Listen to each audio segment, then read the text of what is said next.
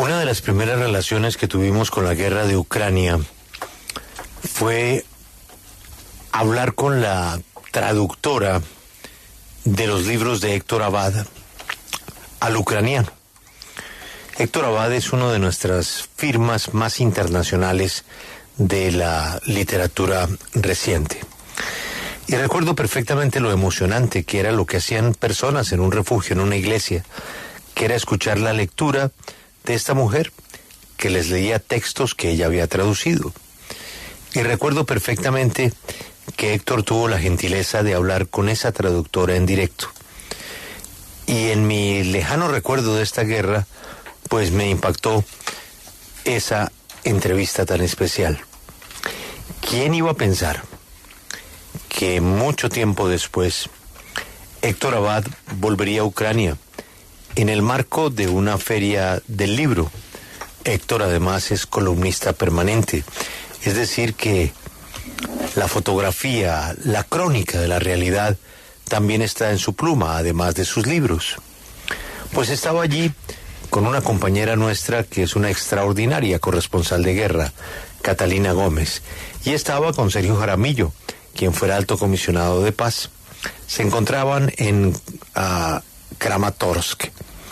Estaban en un restaurante, punto de encuentro de nacionales e internacionales, punto de encuentro en un sitio 100% visitado por civiles, es decir, muy lejana la probabilidad de que fueran un objetivo militar. Estando charlando, vino el impacto al sitio, y por esas cosas de la vida, tanto Héctor, Catalina, como Sergio se salvaron. En esa misma mesa estaba una compañera de ellos, una escritora, Victoria Amelina, muy conocida, muy premiada. Y el destino es así, lleno de trampas perversas, que a lo mejor Héctor en ese momento movió la cabeza, se agachó, que Sergio estaba en un sitio distinto, que Catalina pues también estaba en otro extremo, y la víctima fue Victoria, y dio su batalla en medio de la vida y la muerte hasta las últimas horas y murió. Y desde entonces he pensado mucho en ellos, y en Héctor, que desde entonces, me cuentan personas cercanas a él, pues no se recupera de recordar y pensar otra vez que la vida es un momentico, que la vida puede ser una fracción de segundos. Aunque por supuesto celebramos su vida, celebramos que esté bien, pues hoy hemos pensado en él, en Catalina y en Sergio, porque su compañera de tertulia murió. Héctor, gracias por atendernos, bienvenido a la W. Gracias Julio por sus palabras, y bueno, aquí estamos para recordar a la pobre Victoria. Victoria queda mal herida, pero pues yo no he entrado en los detalles. Me imagino que viene una tremenda explosión, caen vidrios de todos lados, y ahí es donde ella termina con una lesión en el cráneo. Sí, bueno, no, yo a ella la había conocido 2 días antes en Kiev, yo antes no la conocía. Sergio Jaramillo sí la conocía porque ella había estado en el Hey Festival en enero en Cartagena. Yo a este no me habían invitado. Y ella no iba a ir a Kramatorsk con nosotros, eso es parte de ese destino del que usted hablaba. Pero comiendo el domingo con Sergio y con Catalina y conmigo, se entusiasmó tanto con estos latinoamericanos que habían ido a Kiev a presentar esa campaña de Aguanta Ucrania. Y dijo, yo los acompaño. Quiero ir por última vez al Donetsk, como se llama esa región, porque yo después del verano tengo una beca en Francia para escribir el libro que estoy terminando, en el que se documentan los crímenes de guerra de Rusia. Pero ella no estaba en este viaje, ella nos quiso acompañar y fue una compañeridad. Lo último que íbamos a hacer antes del regreso, que era el día siguiente, era ir como a agradecerle al restaurante que a ella más le gustaba de Kramatorsk, que era esta pizzería Ría. Habíamos estado entrevistando soldados, oficiales, pero en esa pizzería nos sentíamos como más seguros, porque pues ahí había soldados, claro, soldados en día de descanso o algo así, con la novia, con la esposa, pero había sobre todo gente de ahí, de la ciudad, familias, niños. Entre las víctimas hay 2 mellizas de 14 años, hay gente vieja, joven, y estábamos ahí muy tranquilos, sí. Cuando cayó el misil ruso, Victoria me estaba diciendo que como allá hay ley seca, no se puede tomar trago, ella pidió una cerveza sin alcohol, y a mí Sergio me sirvió en un vaso con hielo algo como que se parecía a jugo de manzana, y ella dijo, parece whisky, y en ese momento ella me lo dijo en inglés, it looks like whiskey. Nosotros hablábamos en inglés, sonrió, y en ese momento pues nos cayó del cielo el infierno de Putin, del que ya ella no va a salir, del que ya no salió, no la pudieron salvar en estos días, y que nos va a acompañar a nosotros el resto de la vida que nos quede. Maestro, la muerte para usted no es lejana, y tal vez con un episodio que lo conocemos porque usted lo hizo público y pertenece pues a uno de los textos más bellos que se hayan podido escribir. A usted le tocó ir a recoger, prácticamente a despedir a su padre víctima de un atentado. O sea que usted la muerte la ha tenido cerca de su alma. Aquí no estaba con su padre, estaba con una colega, con una amiga, con unos amigos, pero sigue siendo la muerte, Héctor. Y eso de la muerte tan cerca, pues no es algo que estemos acostumbrados a lo que nos podamos habituar. Pero ¿qué es lo que se siente, Héctor, cuando la muerte está ahí, a unos centímetros de uno? Pues yo soy muy cobarde, yo mismo no quería ir a Kramatorsk. Fueron Julio y Victoria, que son mucho más valientes, que nosotros íbamos a volver el lunes por Polonia. Ellos dijeron, no, es que hay que conocer la guerra un poco más de cerca, porque en Kiev no se siente tanto, se sienten las sirenas de alarma de ataque aéreo, pero uno casi nunca la ve, porque ahora logran tumbar casi todos los misiles que mandan. Y yo sacaba disculpas, pero ellos me sacaban soluciones y todo parecía pues como bien. Pero yo no quería, precisamente porque no tengo ningún interés en acercarme a la muerte, y porque soy muy cobarde y soy pacifista y todo lo que usted quiera. Pero sí, la muerte me ha coqueteado y no sé, en el último momento me ha sacado el cuerpo. He tenido suerte, yo no sé por qué estoy vivo, y la pobre Victoria Melina, que estaba frente a mí, está muerta, casi como si se hubiera interpuesto entre la metralla, entre las esquirlas y nosotros. Sergio, Catalina y yo prácticamente no tenemos nada, pues, o pequeñas heridas. Sergio, Catalina y yo nada. Eso es azaroso. Lo que no es azaroso, Julio, es el misil, porque ya ahora que tengo un poquito de cabeza, me he dedicado a tratar de entender qué era. Es un misil balístico Iskander, cuesta $3 millones, es altamente preciso, su margen de error en el blanco no supera los 5 metros a la redonda, aunque lo mandes desde cientos de kilómetros de distancia. Es decir, ellos usaron algo muy caro, con mucha puntería, para destrozar un objetivo civil, un restaurante, una pizzería donde acababa yo de pedir una 4 formaggi. Pero ahí, en esa ciudad que antes tenía 200.000 habitantes y ahora tiene solo 80.000, van sobre todo familias, van también soldados con la novia, con la esposa, porque están en día de descanso, pero eso no lo hace un objetivo militar. Rusia mintió una y otra vez, dijo que ahí había una guarnición militar, o no sé con qué término la definieron. Eso es mentira. En el segundo piso había generales rusos, no había ni siquiera segundo piso. quedó completamente destrozada. Hay 13 muertos civiles, la última es Victoria, y 60 heridos serios. Entonces, y Victoria se dedicaba a lo que estaba dedicada, era a reunir testimonios y pruebas de crímenes de guerra de la invasión rusa. Pero ella ya no va a poder escribir sobre este testimonio, sobre este último crimen de guerra que la mató a ella. Yo siento el deber, la obligación de dar el testimonio del crimen de guerra que mató a Victoria Amelina, por la que hoy tanta gente en Ucrania está llorando.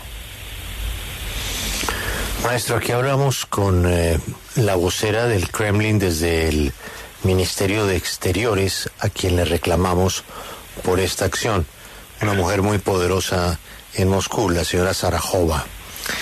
Y hablamos esta mañana con tal vez el periodista más famoso del régimen, el señor Popov.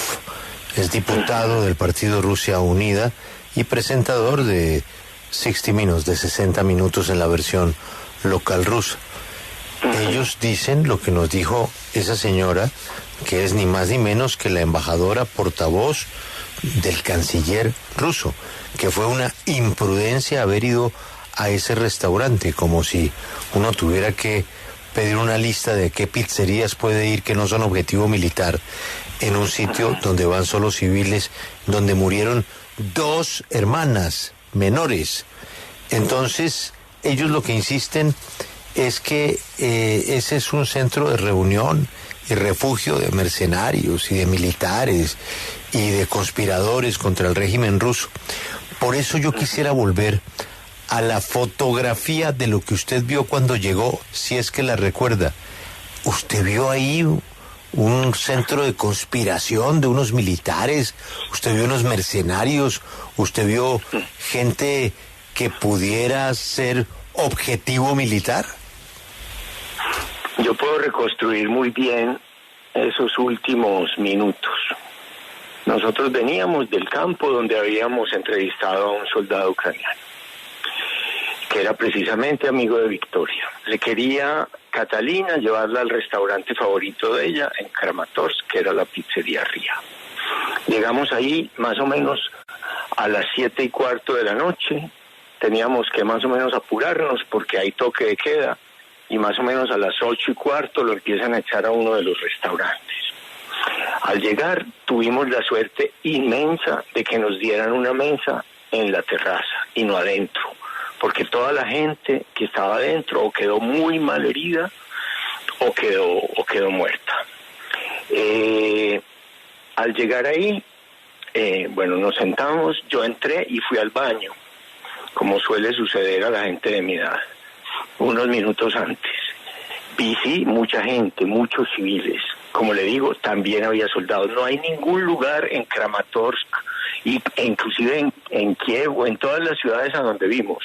Es un país en guerra. No hay ningún sitio, un café, una bomba de gasolina, un restaurante, una iglesia, lo que usted quiera. En todas partes, en un país en guerra, hay soldados. Ahí también había soldados, pero eran soldados que no estaban entre ellos, no eran soldados juntos, eran soldados con la novia, con la esposa, con la familia, no eran militares de alto rango. Yo no reconozco las insignias, pero por la edad eran gente muy joven, eran muchachos. Yo sé que no hay generales ni coroneles de 30 años, y estos tenían, digo yo, entre 25 y 35 años la mayoría de los soldados que yo vi ahí.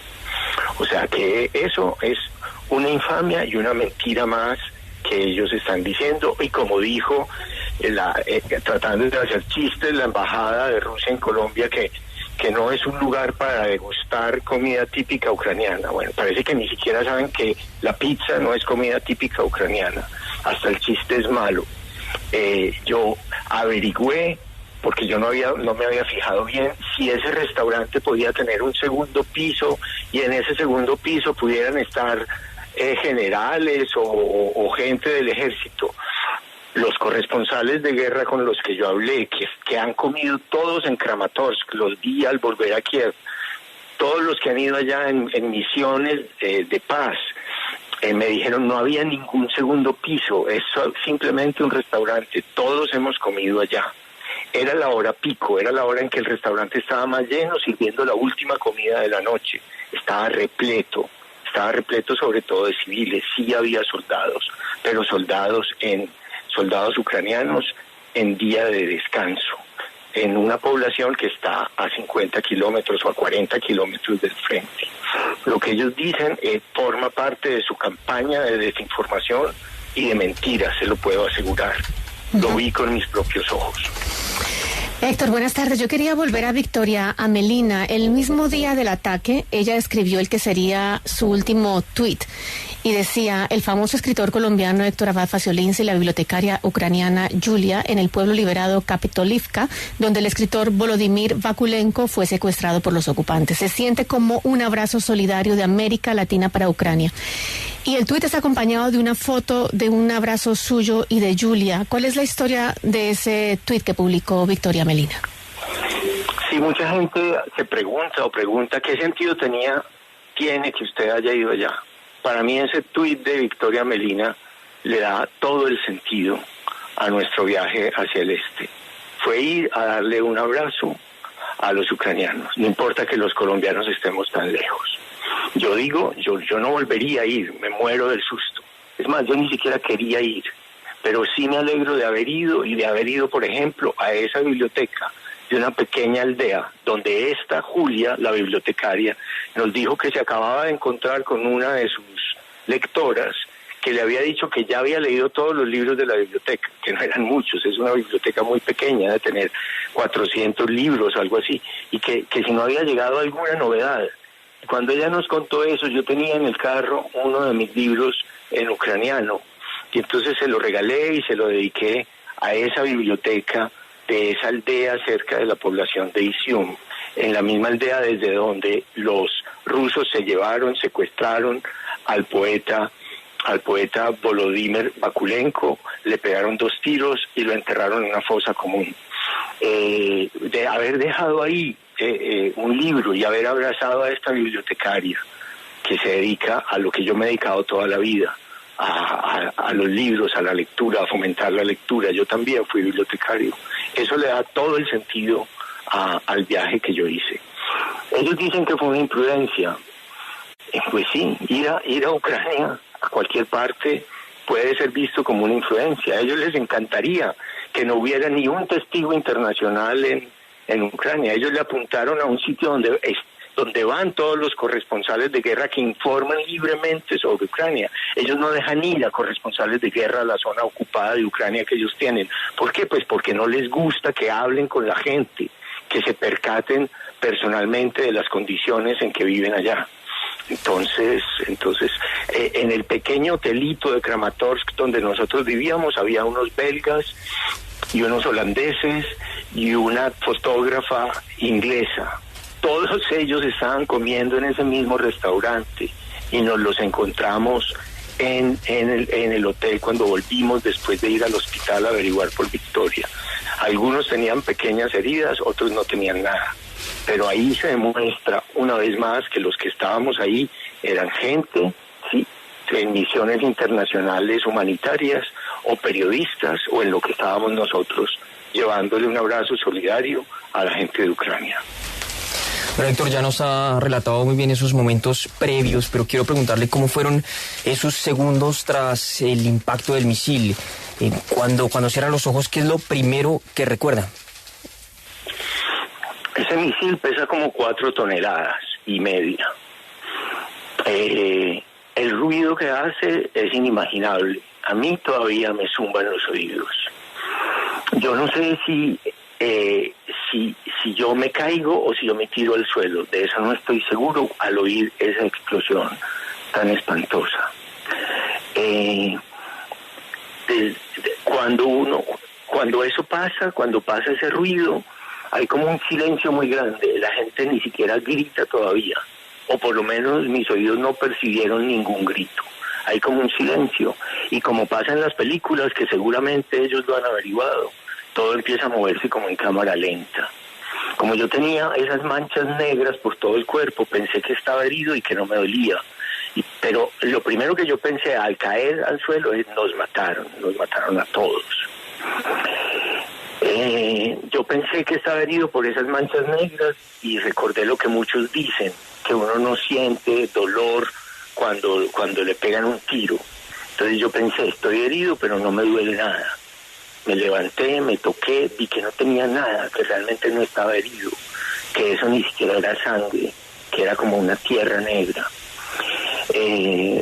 Miré a Victoria, ella estaba sentada, estaba erguida, no estaba desmadejada. Lo único que tenía es que tenía la cabeza un poco inclinada hacia atrás, pero no tenía sangre en el cuerpo, no se le veía sangre en ninguna parte. Y estaba muy, muy pálida, tremendamente pálida, con los ojos entreabiertos, y no respondía a las llamadas que le hacían Catalina y Sergio, que eran los dos que estaban al lado de ella, porque yo estaba al frente. No respondía y ellos me dijeron que algo tenía. Después supimos que tenía una herida en la parte de atrás del cráneo que le había afectado el cerebro, y supimos también ya en el hospital que esa misma noche la habían operado y que estaba en estado crítico. Cuando la trasladaron al otro día, Médicos Sin Fronteras, a otro hospital, había alguna esperanza de que pudieran operarla y salvarla. Y esa fue la esperanza que nos mantuvo los días siguientes. Ayer, que ya supimos que no habían podido hacer nada y que se había muerto, bueno, ya caímos del todo en la realidad y en lo que estamos viviendo, y en la responsabilidad de no olvidar este crimen contra la pobre Victoria Amelina, una escritora muy valiente, una escritora. Estoy leyendo el libro de ella que se llama Un hogar para Don, es un libro precioso. Una persona valiente que abandonó la ficción y estaba dedicada a escribir no ficción, a documentar los crímenes de guerra. No va a poder documentar el suyo.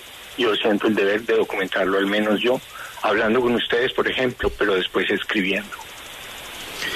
Héctor, ayer Catalina, que acá pues obviamente siempre le tenemos el reconocimiento, y nosotros hoy tenemos otra gran corresponsal de guerra en esa zona, que incluso en estos días me decía que ella estaba en Kiev y que quería que usted le firmara el libro, en la Feria del Libro de Kiev. Ayer Catalina subió una foto donde muestra a unos muchachos sentados en las puertas de la pizzería, y dice lo siguiente: los meseros del restaurante Ría de Kramatorsk, todos muy jóvenes, recuerdan a sus compañeros que murieron cuando el lugar fue alcanzado por un misil ruso. Ahí aparecen ellos sentados frente a 7 fotos. Entre las víctimas también están la mayoría de las personas que trabajaban en la cocina. Y a mí algo de lo que más me duele de muchas de las reacciones de esto es que para mucha gente esto era un sitio de mercenarios o nazis, pero no más, que ahí había mercenarios o nazis. Y esa, lamentablemente, ha sido una narrativa que ha tomado gran parte una parte de la izquierda, sobre todo en Latinoamérica, que en Ucrania solo hay o mercenarios o nazis. ¿Cómo se puede entender eso? Ay, esa es una mentira grande como una catedral. En el viaje de ida hacia Kramatorsk, ya yo me puse a investigar por qué cosas podía haber en el camino. Y fuimos precisamente a un monumento donde había una gran cruz de hierro, un candelabro, una menorá de hierro, en un sitio en las afueras de Kharkiv, donde en la invasión nazi mataron y tiraron a una fosa común a no se sabe bien cuántos, pero a más de 15.000 judíos, los invasores nazis al principio de los años 40.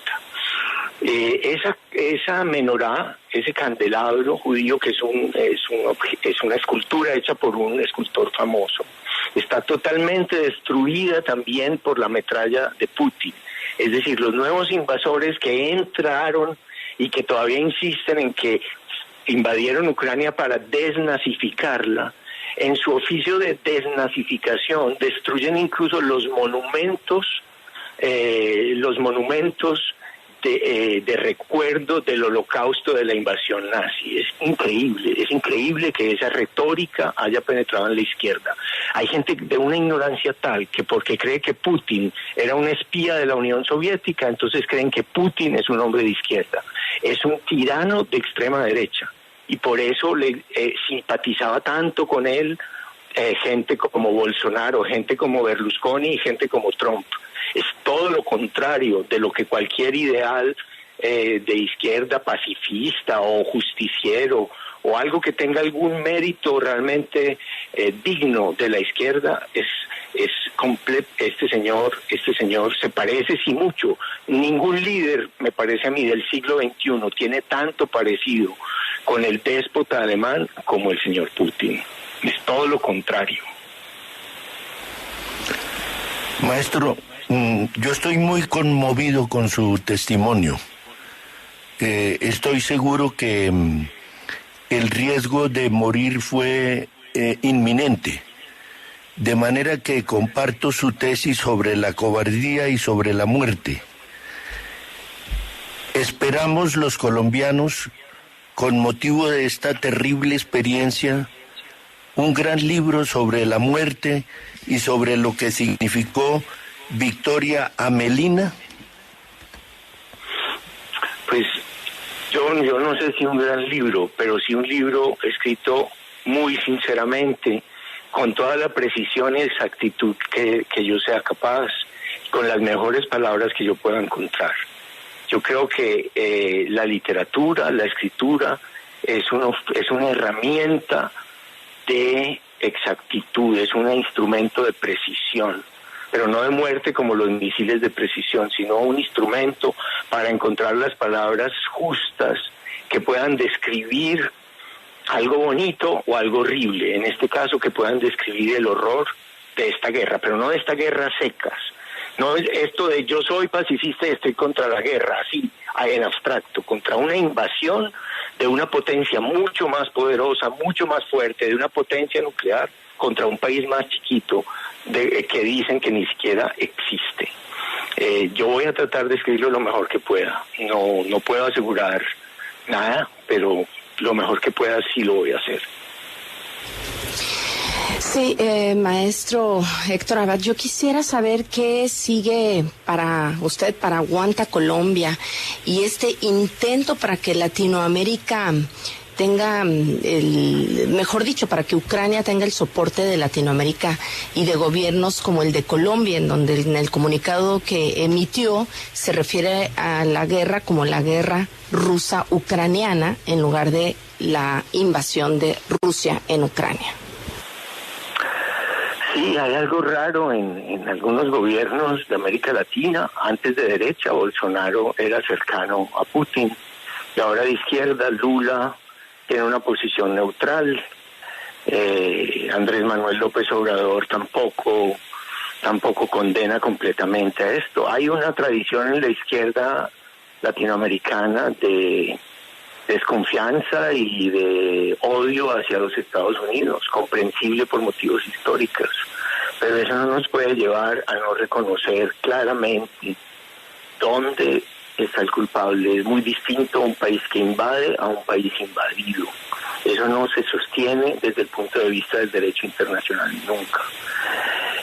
Yo creo que los gobiernos como el de Colombia, el de Brasil, el de México, en parte el de Argentina, tienen que decidir si quieren ponerse del lado de qué lado de la historia y de qué lado de la ética y de la justicia internacional, si quieren estar al lado de gobiernos como el de Nicaragua, que es el mayor aliado de Putin en América Latina, y ahí ya eso dice mucho de quiénes son sus aliados, o al lado de Venezuela o al lado de Cuba, que son sus otros amigos, o si quieren más bien estar con los países que defienden la libertad, la posibilidad de que nosotros estemos hablando aquí libremente en este momento, o si quieren apoyar a una persona que no admite ninguna opinión en contrario, que los disidentes están en la cárcel o envenenados.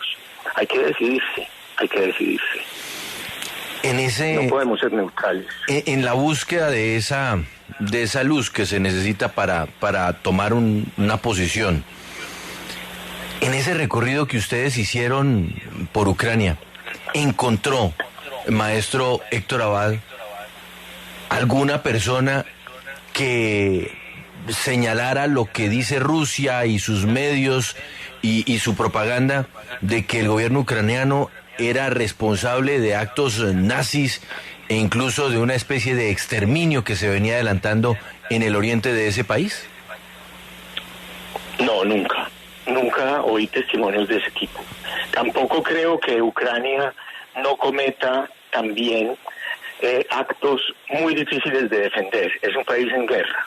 Cuando los aliados lucharon contra Hitler, el bombardeo de Dresden es inaceptable, pero eso no quiere decir que los aliados no tuvieran razón. Human Rights Watch acaba de decir que Ucrania ha usado minas, quiebrapatas, minas en las tierras que no están permitidas por el derecho internacional. A lo mejor eso es cierto. Yo tampoco voy a decir que Ucrania durante esta guerra nunca haya cometido actos repudiables, pero eso no quiere decir que ellos estén en el bando equivocado de la historia. Yo creo que también los republicanos españoles cometieron actos bárbaros, pero los golpistas eran los nacionalistas. Es decir, sin duda, en una guerra los dos bandos pueden cometer acciones de guerra repudiables, pero eso no quita que un lado de la guerra o el otro tenga la razón o no. Maestro Héctor Abad, pues lo hemos pensado mucho y por eso queríamos escucharle. Reciba toda nuestra solidaridad y gracias por su dramático relato. Muchas gracias y bueno, un abrazo. Hoy fui capaz de hablar, antes casi no era ni capaz, pero hoy fui capaz por lo menos. Gracias, hasta luego.